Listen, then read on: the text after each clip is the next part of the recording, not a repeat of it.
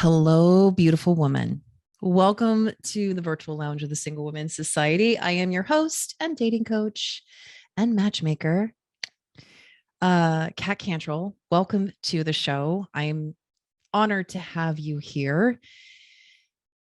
Oh, my love. So, I have this incredible woman to bring to your beautiful, lovely ears today.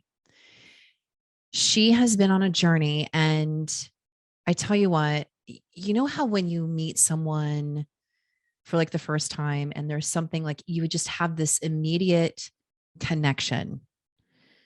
And it's kind of what I talk about with dating. Like when you meet someone and you can talk for hours, like this is what I feel like about our guest today.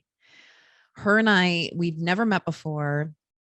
The moment she came on, we had this instant connection. And I really do feel that this show could have been ours. And I'm just so honored that I had her here on the show, that she opened up her heart to all of you. Let me introduce Christina to you. So, Christina Flock, she's a celebrity makeup and hair artist. Christina Flock is creator and CEO of Pretty Girl Makeup. She makes these amazing lip glosses. I already told her that I need some of those. And I'll make sure and put that all in the show notes for you, all of the lovely links. Her work is inspired by her love for beauty, fashion, music, and art, and she channels these passions into her goal of making her client look and feel beautiful on the inside and out.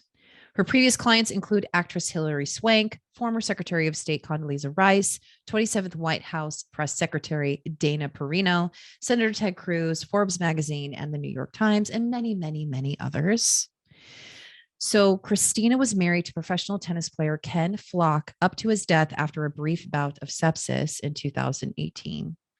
Since then, Christina has been dedicated to raising public awareness of the danger of sepsis and has partnered with Sepsis Alliance to produce awareness campaigns highlighting Ken's story. Christina has spoken about the topic on notable news sources such as Fox News, KTBU, NBC Bay Area, Tennis Channel, ABC Bay Area, or NBC Bay Area and ABC. You go, Christina, and CBS. She covered all the networks. She has an incredible story, and I'm excited that she's going to share it with all of you. And yeah, so ladies, please help me welcome Christina Flock to the show. Well, welcome, Christina, to the podcast. I'm so honored to have you here. And oh my gosh, thank you for having me. I really hope that our listeners will check this out on YouTube too, because you are just beautiful. Oh, I'm so excited to have you here.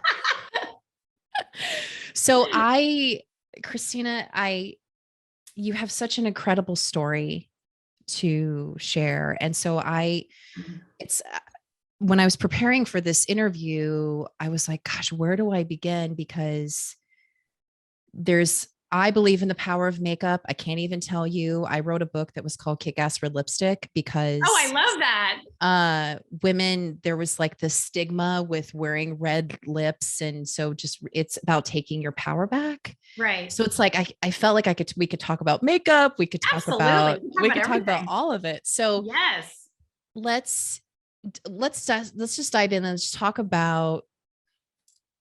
about your journey as far as what's led you to the path that you're on today. And however you want to start with that, because I know you're a makeup artist, you're a makeup artist of the stars. You have a lot of amazing clientele. So there's a lot of stories to tell and all of that. But I feel that the core of your passion and what you do is really important. So however you want to just go ahead and start introducing yourself to the audience. Okay. Well, my name is Christina Flach, as you mentioned, and I am the CEO of Pretty Girl Makeup, and I'm a celebrity makeup artist. I'm the mother of 5. I'm evidently I've become a grief expert, which I am shocked with, but yes. And I also am a sepsis awareness advocate and a philanthropist. So yeah. I'm a lot of things. You are a lot of things. And you are, so you you're mostly an empty nester. You still Correct. have one child at home. Is that I correct? do. I have one here right now. He's not feeling so good today, but he's in Oh, bed and shoot. yeah, no, it's all good. I love it. Are you kidding? I have Nikolai home. I'm so like, yay, my baby. Yeah, that's yes. So you have been through now, just for our single women, just to kind of like give them a little bit more of a background. So were you so your kid's dad, were you married, have you gone through a divorce? Has that been part of your Yes, story? Yeah. yes, I was married for 18 years to my kid's dad, and we had 5 children. And our son Bo passed away on Christmas Day when he was 4.5 months old. He is a twin of my son Ben. His name was Bo, and so we unfortunately got divorced after that. But we are still a family. We still co-parent, and he will always be my family, and I will always love him. It just really did break up our marriage. It wasn't the most solid marriage to begin with. And I think the loss of a child really just was the nail on the coffin. I've read statistics that 90% of marriages fail after the loss of a child. So it probably wasn't surprising. But after we got divorced, I remarried to Ken Flach, who was a professional tennis player. He was #1 in the world with his partner, Ralph Seguso, and won a gold medal. And he was an amazing, amazing man. And he made me smile and helped heal my heart after my son died. Now, unfortunately, Ken passed away on March 12th of 2018. And I can't believe it's like going to be 4 years that my husband is gone. It's crazy. It feels like 5 seconds ago, and that he could walk in the room and it would be normal. But then it also feels like it's been a million years. It's a weird thing with death. It is. It comes and goes, and I think you don't really you don't get over the loss of someone. You learn to manage it, because there's good days, there's bad days, there's little things that shockingly will trigger you, and you just don't expect it or know when. But there's also a beauty in knowing that I had big love and how lucky I was. Yeah. Your energy, just talking about your late husband, like just watching you on the screen, like you just completely, you do light up. Yeah. So you have been through a lot of grief of losing a marriage, grief of losing a son, and then the grief of losing your husband. And so when you lost, because a lot of women would, I shouldn't say a lot, some women, when they go through these major life turning events, which you could argue that you've been through many. Yeah. On top of Right. my mother and my business partner a year after my husband died. Oh my gosh. Yeah. Yeah. It's been a lot. So, but you keep, for what I know of you, you keep going and you keep pushing. And some women who have been through all these changes will find themselves in a state of not really struggling to find motivation, especially when you lose a husband and you find yourself single. A lot of women, one of the things that I try to teach them is to not throw themselves back out there, to not throw themselves back into dating, to uh, be able to spend some time with yourself, and then to ease themselves into the process of putting themselves out there, because I feel that there are voids that we try to fill with people that sometimes we need to spend some time and fill on our own. So when you part of the love that the work that you're doing is not only helping people with grief, but with sepsis. And so when you lost your husband, explain to us like the motivation and the drive to really put yourself out there more, to be more of an advocate versus sinking into yourself and trying to find quick solutions to your problem. Okay. So I think after my husband died, I was in such shock. And I remember I kept telling everyone, I just want to feel normal. I just want to feel normal. Yeah. And my normal was my husband. Right. Right. And I remember my agent called me, and like the day after the day that he died, and just said, what can I do? And I said, book me a shoot. And I don't care who it's with. I don't care how much I get paid. My normal was when I'm on set, that's my normal happy place. And I thought, as soon as I get there, I'll feel normal again. And I totally didn't, but I kind of needed to figure that. I think it's so shocking when someone dies as quickly as Ken did.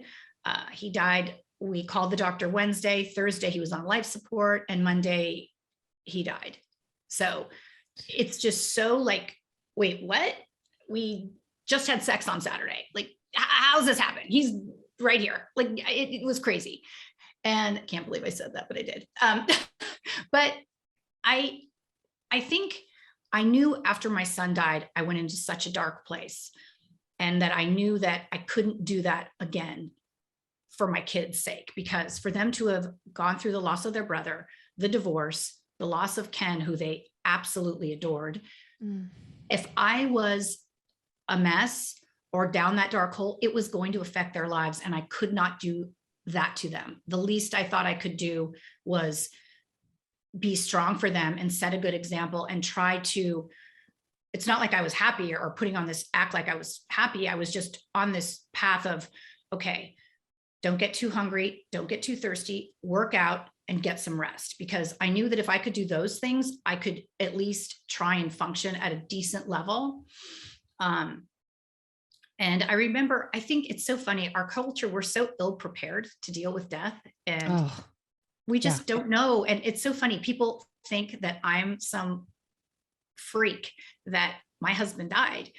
And yes, my husband did die sooner than most husbands, but everyone's husband's going to die. And people don't realize it. It's not like, oh, well, if my husband died. No, it's not an if, it's a when. And also, I think that I remember I was out on a trail hiking one day, and I could hear my husband speaking to me. And he was saying how horrible it is for him to be looking down on me crying in bed, and he can't comfort me the way he normally did. And we used to make jokes when he was alive, like if anything happens to one of us, we want the other one to be flipping miserable forever. And the Larry David show of, oh, it's eternity. Oh yeah, no, it's forever. It's like 50 lives. Right. So I remember watching that episode with Ken, and he was like, all right. And we just laughed about it. And then I remember he wrote me a card and said, okay, fine, you get eternity. And so it was so cute. It was so cute. And so I just thought, you know what? How awful would it be for me to look down on Ken miserable, or my kids miserable about me? So I thought the least I could do was try to do good things for others to make them happy, and then try and make me happy. And so I do miss him all the time. I do. And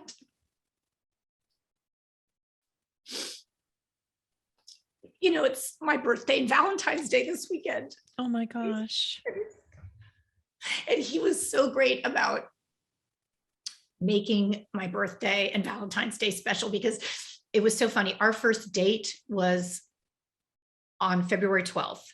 And then it was my birthday, and then it was Valentine's Day. And every year he'd be like, Jesus, these 3 days cost me a flipping fortune. I have to have cards for the anniversary, the birthday, the Valentine's Day. I need to have gifts. I need to set up dinners. It was always like this huge, like my husband was charmingly grumpy. Oh, I love that. Yeah, he was charmingly grumpy. And, he just was, and he'd be like, oh, Chris Flach, like these cards, like, we always did a thing of, we'd have a funny one and like a mushy one. And so we always do all these cards. So it was really beautiful, and it was fun. And so my daughter, Melania, my oldest daughter, had said to me after Ken died, and I was such a mess. I was sitting in my office, and she came in and she goes, Mommy, you just have to be grateful for the time you had with Daddy. You just do. You can't go down this dark place. You can't just be so mad at the world. And she was right. So I think that's helped me kind of heal, as well as just being grateful for having my son for 4.5 months, having Ken for 8 years. It wasn't enough. And I remember he had got this picture of us down in Cabo, And he had written on it, "I hope in our next life you find me sooner so you can love me longer."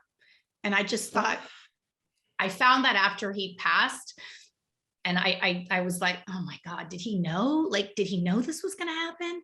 And so I just think this is part of life. Unfortunately, people come into our lives, and that's why it's so important.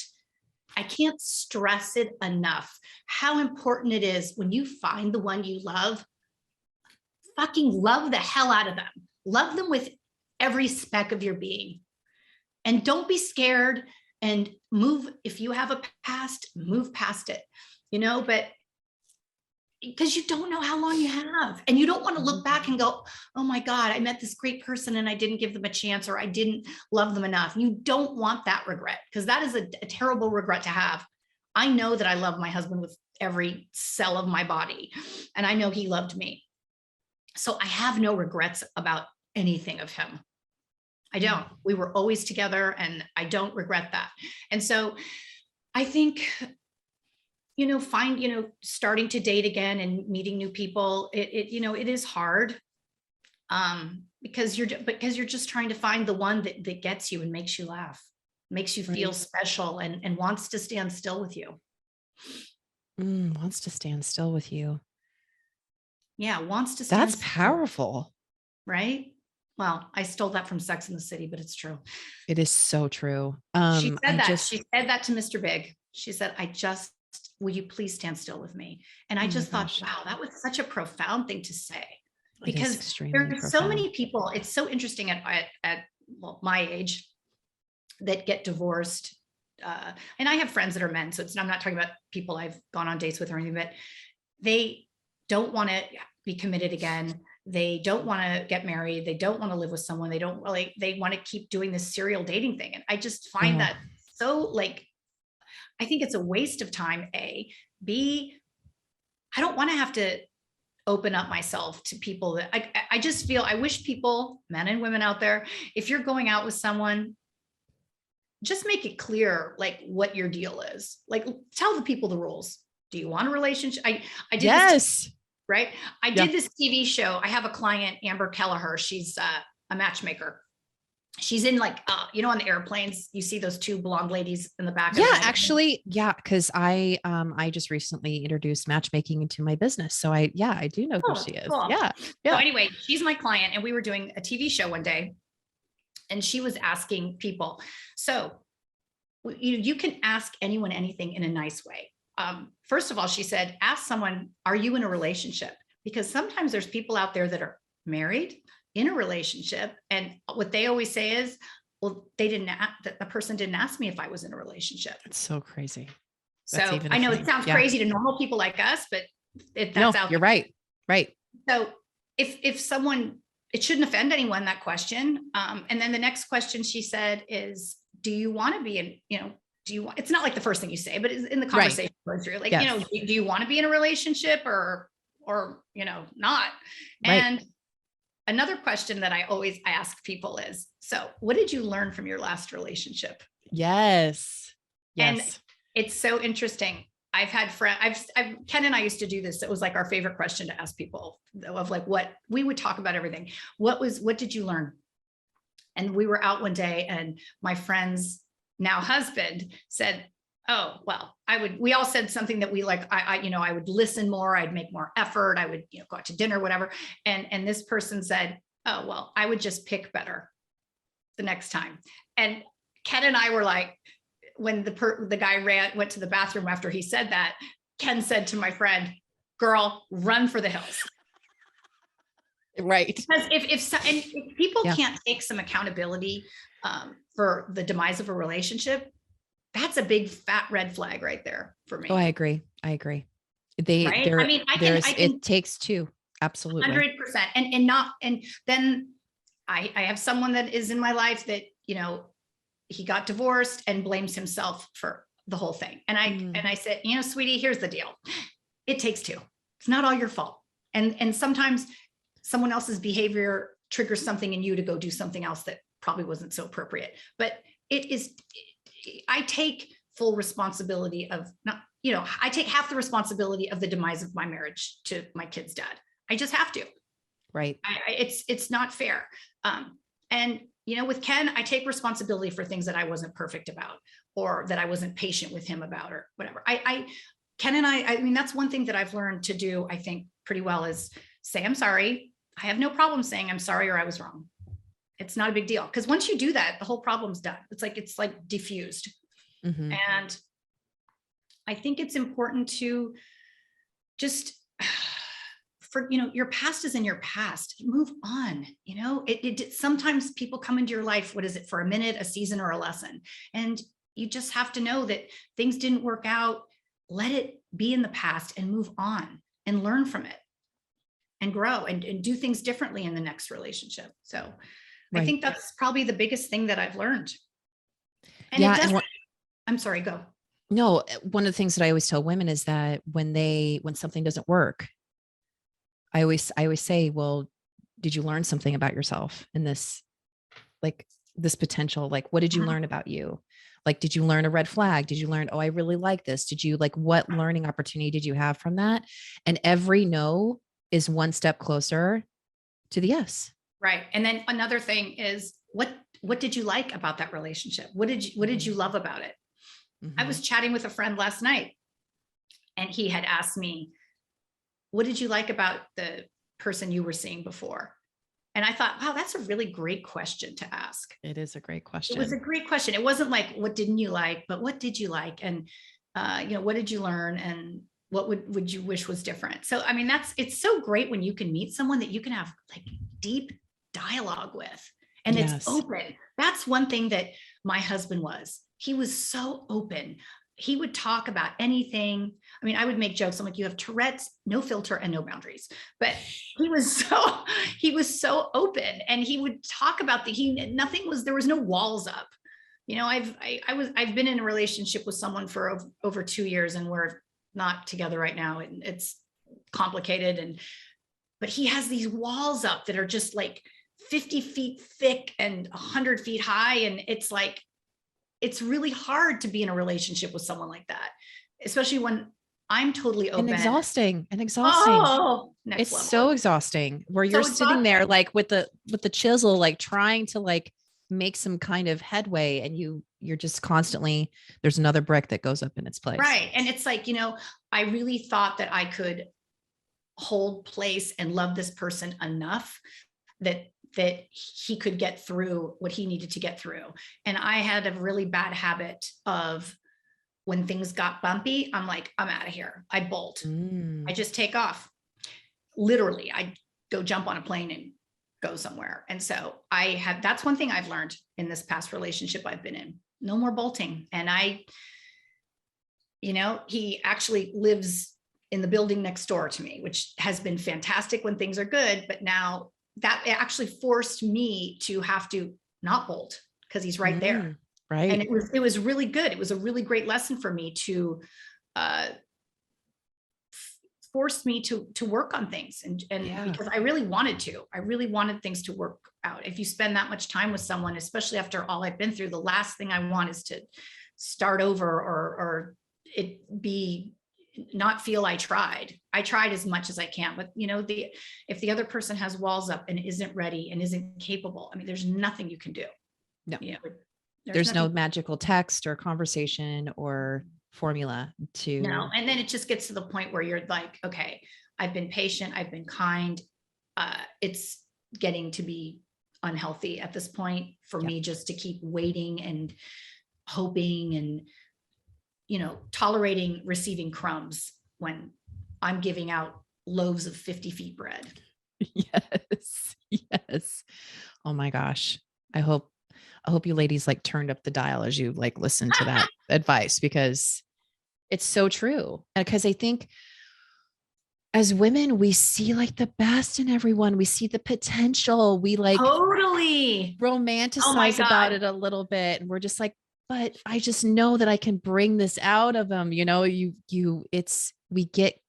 sometimes can get caught in that because we really do see the best. We do. And I think that's a beautiful thing that we as women have. Oh, totally. That we have this thing, this thing in us. Maybe it's our nurturing, our mother thing, that like, I see that this person had such a huge, huge heart and was just such a wounded soul that I knew as soon as the walls went down, he was just going to be the biggest, yummiest, yummy love. But he just can't, at least not right now. He can't do it right now. I don't want to say he's going to be like that forever. I hope he changes. And maybe it's not with me, but I hope he finds that inner peace and love and gets rid of the guilt and the shame and his past. You know, you can only say to someone so much, let go of your past. Like, look here, I'm right here. Like, Right, why keep would you present. not, if Right. that didn't work, what did you learn? And why aren't you trying to make this, if this is working effortlessly, why can't you allow it to work? Right. Instead of feeling guilty that because of what he and I had, that he felt like he felt guilty that he didn't give that to the ex-wife. And I think that is for him, he feels like, well, I got divorced, I've done all this work, and now Christina gets all this, but it's not fair that I was with this person for a million years and she didn't get it. So I think sometimes people, as much as they can be together a really long time, doesn't mean they need to be together forever. And it's not a healthy thing or a happy thing. And then you meet someone else that makes you happy. Well, be grateful you have it and don't lose it. I think because I've had so much loss, I'm just like, stop wasting time. You don't have forever here. You don't know how long you have. And that's why, honestly, I do live each day. I tell everyone that comes walking in my path, love you, have a great day. Everyone, you know, it just doesn't even matter who. I don't want anyone to ever feel that they weren't loved. And I can't tell I know you I'm how exhausting. I know I'm exhausting to my kids sometimes because, you know, my kids are older now, but I still text them and call them every day. And they're like, Mom, get a life. Let us lead ours. You did your job. Move on. And I'm like, my mommy switch doesn't go off. And it's kind of the same thing with the guy. My love switch doesn't go off. I wish it could, because it would be a lot less painful, you know? Right. It would be great if you could just go, okay, I'm not with this person anymore. I don't love them. I don't think about them. I don't care anymore. It's just, it's a blessing and a curse, don't you think? Oh, totally. And Feeling I think it can be, great.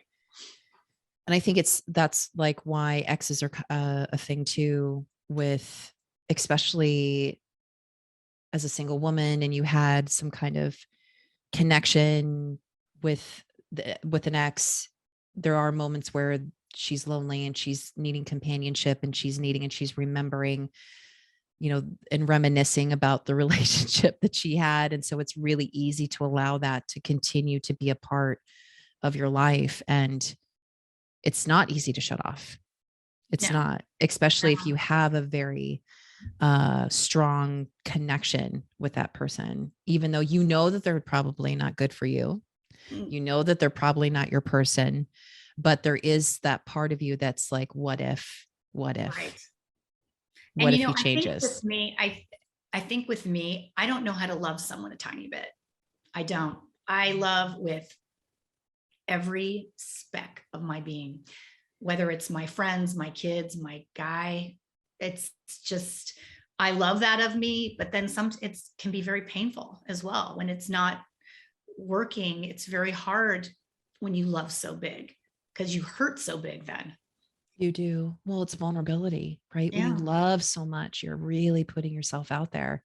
And that makes sense for you, because all of the amounts of grief that you've had, you realize, just like you said, like, to circle back to when you were talking about how to seize the moment, to be in the moment, or to really like honor and really be present with the person and make sure to tell them that you love them, because you never know, because everyone dies. Right. So it makes sense that you love big, because we never know. We don't know. And it's so funny. People think they have just so much time, and it's, yes, maybe you do. Maybe you have 100 years, but maybe you have one more day. And if you had one more day, what are you going to do with that one more day? Okay, that sounds like a country song, doesn't it? The Tim McGraw song. What do you live like you're dying, right? Right. But it's true. I So really true. believe that. I feel that you should live like you're dying. You really should live every day and be happy and laugh and love and be the best you can be and do what make, segueing into your work. If you love your job, that's so great. And if you don't, figure out what else you want to do and go do it. I get so frustrated hearing people complaining about their job, complaining about their relationship, complaining about their, where they live and everything. It's like, then do something. If something's not working, do something else. And if that doesn't work, change it again. You just keep, I'm not saying to give up on things in 1 second, but you have to at least go in a direction that's productive and positive and find what brings you joy. And I've told my kids that so many times. Figure out what you would do if you weren't getting paid. You loved it so much you wouldn't care if you got paid, and then figure out how to get paid. So right. My daughters have both done that. My daughter Rose went to NYU Film School, and she is a screenwriter in LA, and she loves her job. That girl works 7 days a week. Melania she went to Central St. Martin's in London, and she is a couture designer, and she started her own line. And I'm so proud of my kids. Nikolai is like self-taught in piano, guitar, drums, and he's studying music in school. He was studying engineering, and then he's like, it's not making me happy. And so he shifted into doing something in music. And I think that's great. Being happy in what you do is vital. I mean, I can just tell from our short conversation that you love your work. You wake up and you're like, oh, goody, I get to do an interview. I'm working today. Right. And I That's feel right. like that too. Yeah. I love if I have a photo shoot, I love it. I'm so like, my agents call and they always laugh. Like they'll call and I'll go, yes. You don't even know what we want. I'm like, it doesn't matter. Yes, I'll do it. And so, yes.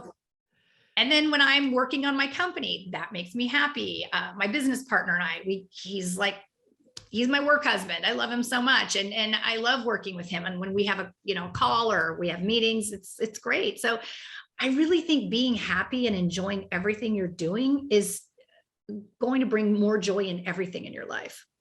And looking at the world through, I'm going to work at the world through rose-colored glasses, even if it's not sometimes. You can choose to be happy.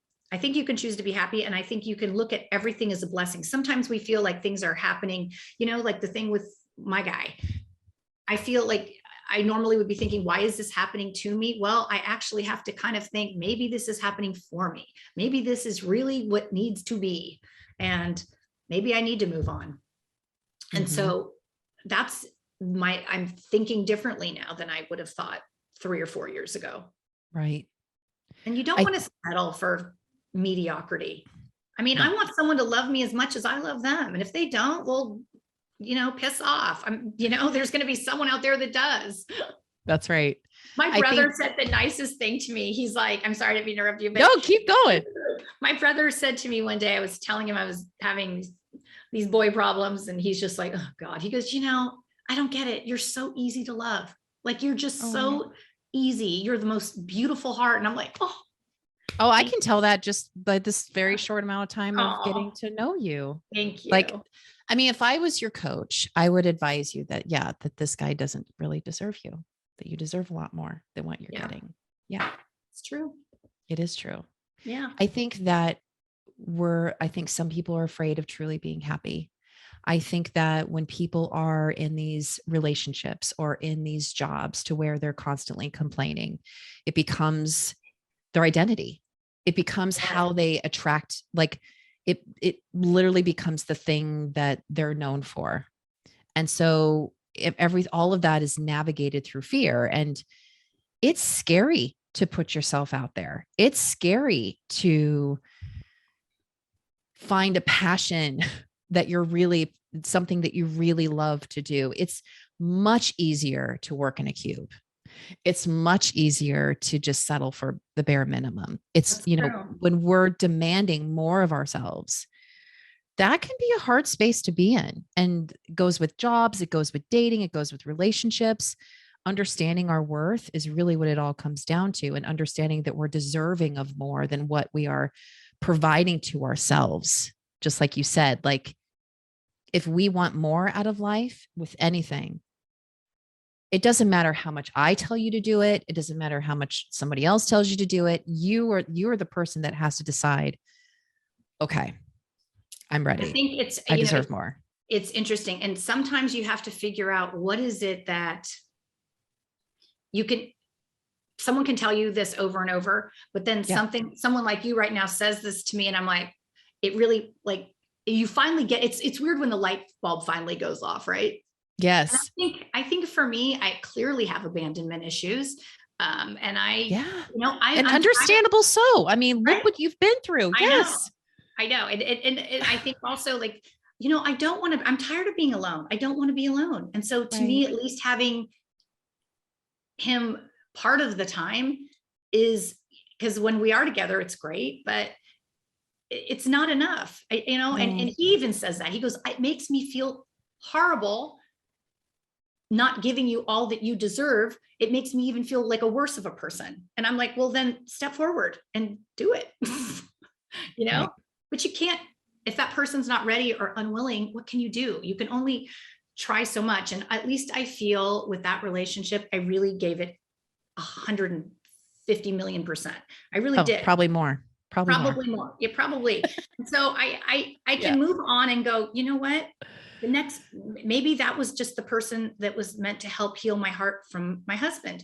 And maybe now it's time for me to find my real person who's going to be able to love me as much as I love them. So I think it takes time though, because, it's again, I know I've said this earlier, but you just can't turn off a switch of loving someone. And then you feel like, oh my God, you worry, that they're going to be, that you feel badly for them. Mm-hmm. You feel badly like, oh God, that person, I know that my person is going to be really miserable without me. I know it. And he knows it, but he doesn't, it's going to take him a while to really realize that, I lost her. And he even said that to me, if I lose you, the most perfect thing that I've been presented with in my life, then shame on me. But I can't do any more than I'm doing right now. And so I have to listen to that as much as I go. He's basically telling you that he doesn't want to be happy. That's right. He doesn't want to be happy. Yeah. Because that's his guilt and his shame and this story, this identity that he has put upon himself. Mm-hmm. And it's funny because I always tell women, they're like, what does he mean by that? I'm like, just listen to his words. They're telling you exactly how they feel. And I think that as women, again, we really want to see the best. We see the potential. We're like, oh, but you didn't mean it. Right. I know you said that, but you don't mean it. I know you love me. Dumbhead. Let's go have dinner. Right. Or how about this one? I don't accept your resignation. I think I told him that too. I don't accept this. Christina. Yeah. Yeah, I did.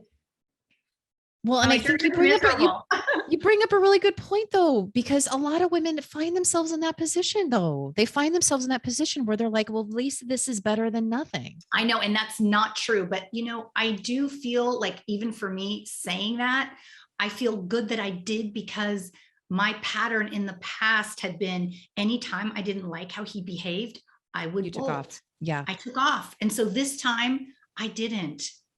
So I really feel really good about not bolting and trying and doing everything I can. So if it wasn't meant to be, my right person I know is looking for me. I'm sure he is. He's out there looking for me. And, my mom used to say, just be patient. He's still cooking. He's still cooking. What, it's like a crock pot? She used to say, he's out there. He's still cooking for you. I'm like, okay. Oh, God, you're like, chop. Let's microwave this. I'm like, I don't feel like waiting anymore.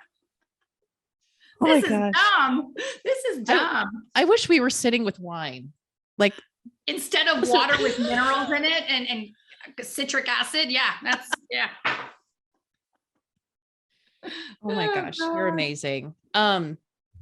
But I think you bring up a really good point though, because I feel women, like, you do get to a point where you are lonely. And so like, you're just like, well, something does come along your way. And I think what you say is so important, that it's okay to say yes to that, because you know that you're going to, whatever's going to come of that, it's going to be an amazing learning opportunity for you, versus Right. the doom and gloom of, oh, well, this didn't work again. And or categorizing. And this is something that I constantly am working on with everyone, both men and women, is all women are this way or all men are this way. And I'm like, stop that. That's No, just, that's not true. And I don't think it's I not find that, true. no, I don't, I think that's, I don't like when people generalize about, oh, women are like that. No. And I'm like, I'm not all women. I'm different. I'm me. Right. And I also feel that I think it's important for people to feel like they've really given their all into a relationship. Have you I been do the too. best? Have you been the best that you can be? Have you changed some behaviors that you did in the past? So I think for me, this was an incredible learning experience, Yes. this person. And I know that the person that is my person is going to want to sit and talk on the phone with me for 5 hours at a time. I Yes. know that. And, Yes. maybe I've met him. I don't know, but I don't know. So I think it's really great to be open to learning Mm-hmm. and to kind of have some goals set of as to what it is that are behavioral patterns that need to be changed, Mm-hmm. and work on those. And Mm-hmm. I totally did. And I continue to do that. Yeah. You sit I with your continue. feelings Yeah. instead of avoiding and running, right? You're like, okay, nope, I'm going to sit with this and figure this out. I think, feeling pain, it's so funny. People don't want to deal with their grief. Right.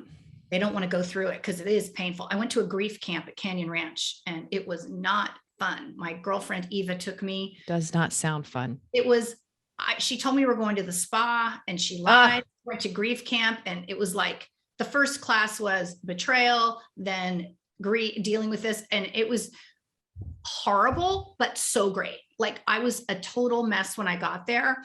And by the end of the weekend, I really was able to process things a little better and kind of figure out how I was going to move forward with life and at least have some tools. I read this, the woman that was doing the grief camp was Rabbi Sherry Hirsch, and she had written a really great book called We Plan and God Laughs. And that was kind of my life. I had this plan. My life was perfect. I had like the amazing job. My kids were great. My ex-husband was great. My husband was like my big love.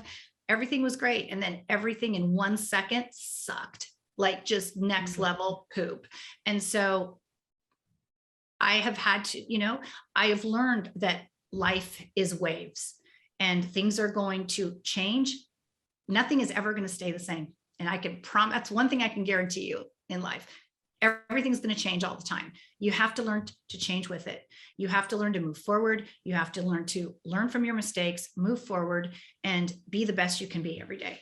And so I've learned to ride these waves a little better than I had before. Before it was like, when my son died, I was taking sleeping pills to just numb myself to function. And that was a waste of time. I mean, it didn't do it for long. I was, a drug addict for 30 days, but, long enough. yeah, it was like 30 days. Okay. Back on the green juice and going to yoga. And Yes. And so, You're like, okay, I tried that. Didn't work. I failed at drug addiction. I was a failure there, but that's okay. It was probably a good thing. That was one thing that I could say I failed at, and thank God. So I just feel that even if you don't deal with grieving and pain, it's going to be there, and it's like a zit that keeps growing and growing and growing. Right. And if you don't deal with it, you're going to pop. But as soon as you can really deal with it and kind of go through the pain of it, there is light at the end of the tunnel. Because, because I went through all of that pain and stuff, I did find this person that I've had for 2.5 years that meant the world to me. Mm-hmm. And I'm grateful that I had that. See, so now I'm able to say that I'm grateful that I had that 2.5 years with him, but it's probably not going to move forward, unfortunately, but the right person maybe is stepping in at any second, or maybe he has already, I don't know, but I just think it's important it's important to just deal with things. And I don't know, I get very frustrated again, like what we were talking about earlier. Oh, I'm so sad about and I don't want to be that old lady with a black veil on my head. Oh like, yeah, no. miserable. Like what? No. Like that's not honor. If you think about it, do you really think your loved one wants to look down on you, miserable, not being productive, not being happy, with a black veil on your head, getting fat, taking pills, drinking, and like that? How I would look down and be like, what the actual fuck are you doing? Nothing. Like, did I mean nothing? This is what you've become. I could just, it's so funny. Right. My husband's doubles partner, Rob Seguso, he's like, he makes jokes that he inherited me from Ken. He's like, people have asked him, oh, what did Ken leave you? And he goes, a wife that I don't have sex with.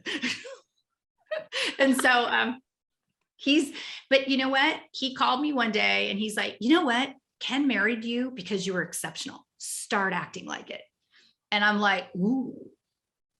I'm like, okay. I'm like, thank you, husband. You're right. He's like, yeah. Wow. Start acting like it. And I was like, okay, you're scary. I'm like, you know what? You're right. And like, what a great compliment. But also like, sometimes you need someone to kind of bang you on the head. Like, oh yeah, I feel like that's a part of like a majority of what I do with my clients. Bang. Just be like, yeah, reminding them. That's exactly right. Just, but at some point it's like, okay, do you want to keep repeating this, feeling sorry for yourself and repeating the cycle over and over? It's like, no one wants to hear this anymore. It's really getting boring. Make a change. Making a change, it kind of liberates you. If you just tell yourself like, okay, I'm going to step in this direction now. Mm-hmm. It's not that hard. It's the first little step that's the hardest. But if you just there's no failing. I did an interview the other day and they were saying, well, what if people are afraid to become, start their own business? And I said, I would be more afraid of not. Yes. To me, right? I would be way more afraid of not trying. I would be way more afraid. That to me is not trying is failing. Right. The end. Like, that's just it. And so, I did try with that guy, but I tried.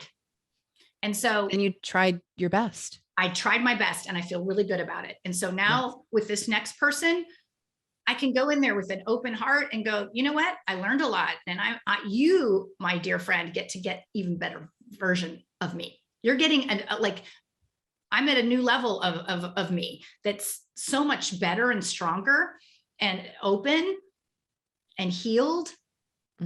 So I think that's a great thing, that you can go into a relationship feeling like, wow, I am the best version of me, or a better version of me than I was 2 or 3 years ago. Yeah, because but because you've done the work. I mean, you feel the feels. You stopped bolting. You really were able to sit with yourself and to rebuild that relationship with you. Right. It's true. So it's really great to feel like, wow, to be optimistic about, okay, I'm sad that relationship didn't work out, but you know what? I'm going to be open to when the universe decides to plop the right person in front of me, and it may just happen out of nowhere, or who knows how it happens. Someone might give you a call and you end up being on the phone for 2.5 hours and you're like, wait, how did that happen? Right. Yeah. And so it's interesting. It's going to happen. We have no control over what the universe definitely has a plan, and we just have to be like open to it. And sometimes it is hard to sit still and wait. Like, I don't want to wait. Pay me attention, somebody. But microwave. That's what's going to happen. Yeah, microwave. Yeah, I want microwave. I want microwave popcorn. I'm tired of this slow cooker, this crock pot that takes 50 hours. Ugh. Right. I know. It's like, it is convenient sometimes, but yeah, but I think, so it's going to be 4 years since my husband died. And when I look back at like year 1, year 2, year 3, and now year 4, I am in such a different emotional place than I was after the first year. I wasn't healed. And I've grown so much, and it's so interesting. I did this radio show with these 2 psychologists in Los Angeles, and we're talking about post-traumatic shock. And the woman said to me, she goes, you know what you've had? You've had post-traumatic growth. And I thought, wow, that is such a cool thing Wow. to say. Like, I Yeah. hadn't thought of that, because I have, like, if you think about it, I mean, I had to, like, when my son passed, or my mother, or my business partner, Ken, it is, I've had to, be, and I think it was because of the love I have for my children, that I don't want them to see me, miserable and unhappy, because I don't want them. I love my kids so much. I don't want them to be unhappy. And my daughter Rose had said to me, Mom, you have dealt with all this stuff with such grace and dignity. And, you really show what a woman should be, full of love and light all the time. And I just thought, wow, God, I'm so grateful that my kids see that. It's not like I was trying to, it wasn't like I was expecting them to say that or notice it, but I think it does feel that. My son Nikolai had said to me, he was making jokes one day about his siblings and his dad, and saying like, oh, that one's this and that one's that. And I said, oh boy, what am I? And he's like, oh, Mom, you're just love. You just ooze it. You're just, all you do is give us love. And I thought, wow, I really, that was like what that aha mommy moment that made me feel so good, that my kids feel so loved. My daughter one time had said to me, Mom, it was in a birthday card, Mom, the best part of you is that if someone is mean to me, or I don't like them, that you will hate them with every speck of your being. And like, you will protect me. And I'm glad they know that. I'm glad they know that I will come in and like be Stalin's great granddaughter, as Ken used to call me. So yeah, I think it's great that my kids know that they are so loved. Absolutely. I think that's when you feel like you've succeeded as a mother. Agreed. Well, and I think what's important for you, for your journey too, is that you're also giving yourself the love that you deserve, which can be a huge struggle for a lot of women. So I think that you're giving your own blessing to yourself. Yeah. I think, like, just from this conversation that we've had today, I hope that your listeners like give themselves this Valentine's weekend, go find your love, be open. Don't be scared. Be scared being alone, or that you're failing if you're not trying. Don't give up, and you will find that person.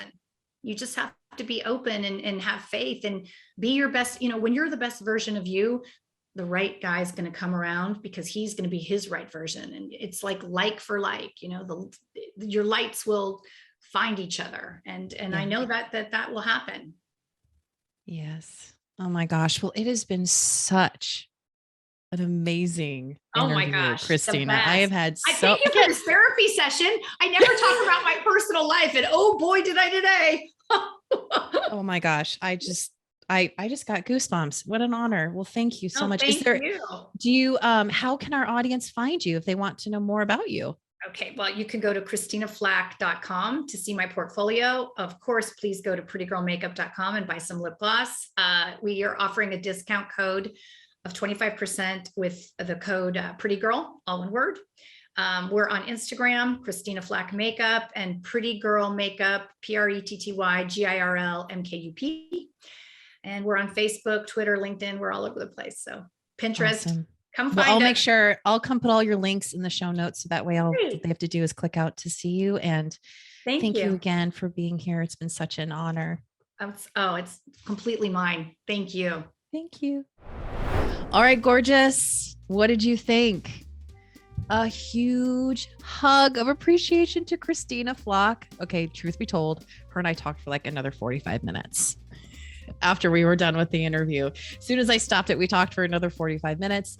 We exchanged phone numbers. I told you when we started that you just know when you have a connection with someone. And I'm just extremely honored that she decided to spend some of her precious time with all of us today. So huge thank you to Christina. You can make sure I will put all of her links in the show notes. All you have to do is scroll down and just click away. So I'll make sure and put all of that down below. And if you're watching on YouTube, what's up, girl? Hey. Make sure to like, subscribe, follow, and click the bell. So every time a brand new episode is uploaded, that you are the first to know. And if you are listening on Spotify or Apple, I would love it if you would, subscribe and rate and review this episode, because I always love to hear from you. And if you are on Instagram or Facebook, You know where I'm at. Come and follow me at Cantrill. All right, my love. Let go of the fear. Put yourself out there. Believe enough in yourself. Because she said it. She knows that love's out there waiting for her. And as you know, as I end every episode, remember, true love is waiting for you. And I will see you next time.